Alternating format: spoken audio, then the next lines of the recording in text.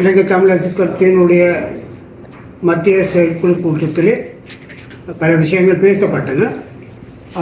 அந்த ஒரு விடயம் முக்கியமாக பேச்சாளர், ஊடக பேச்சாளர் தொடர்பாக வினா எழுப்பப்பட்டது.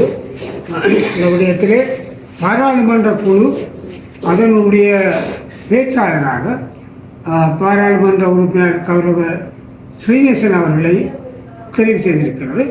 அவர் பாராளுமன்ற சம்பந்தமான விடயங்களை அவர் கையாண்டார். மற்றபடி கட்சியினுடைய பேச்சாளராக ஏற்கனவே திரு எம் ஏ சுதந்திரன் அவர்கள் இருக்கிறார். அவர் தொடர்ந்து கட்சியினுடைய பேச்சாளராக தொடர்வார் என்று இன்றைக்கு தெளிவுபடுத்தப்பட்டிருக்கிறது. ஆகவே அந்த வகையிலே திரு சுதந்திரன் அவர்கள் தொடர்ந்து இந்த ஊடக சந்திப்பை நடத்துவார்.